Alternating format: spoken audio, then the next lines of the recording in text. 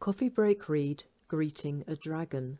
This is an extract from Dragonheart, one of the adult fairy tales in the Dragonheart Stories by Jane Jago.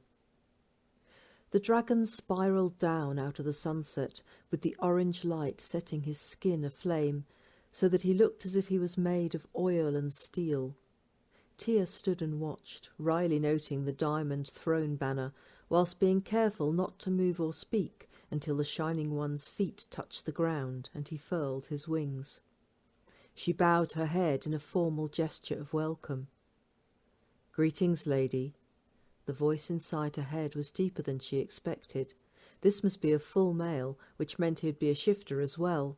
He would bear watching. Carefully. "Greetings, bright one." The dragon regarded her out of whirling, multifaceted eyes before bowing his head. The silence lengthened, and seemed to Tia that her uninvited guest was trying to make her nervous with his lack of comment. She broke the silence in a deliberately small voice. "What does my lady mother want of me?" "Naught. She would merely ascertain that you are well." Tia cast down her eyes so he couldn't see her contempt. "Perhaps my Lord Dragon would care to assume his human form and venture inside to where we can speak in more comfort." If it was possible for a dragon to look puzzled, he did so. "May one ask you what makes you think this dragon has a human form?" For a moment Tia dropped her shield of humility. "Who am I?" She raised a narrow dark eyebrow. He thought about that one for a moment before dipping his head. "One is ashamed." Tia was at great pains not to show her contempt for that remark.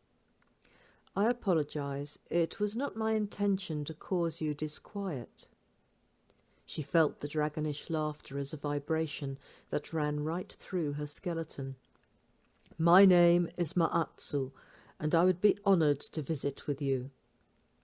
Tia curtsied. "I will leave you to make the change in privacy." She turned and made her way across the flower-strewn meadow to the grey stone buildings that clustered at the base of the cliffs and the stone stairway to the temple. Maatsu watched her go, enjoying her long-legged stride and the way her body moved under the simple linen robe she wore. He found himself fantasizing about tying her up with a rope of her own black hair, which hung in a braid almost to her knees.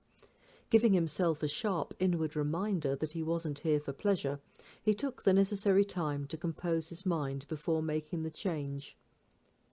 Once he was in his human form, he stretched for a moment, enjoying the different sensations afforded by thinner skin. He looked down at his muscular perfection and briefly considered remaining unclothed, but the pleasure of the rapidly cooling air against his human flesh had to be balanced against the possibility of giving offence. Accordingly, he shifted himself leather trews and a waistcoat, electing to remain barefoot for the sheer delight of the feel of grass beneath him.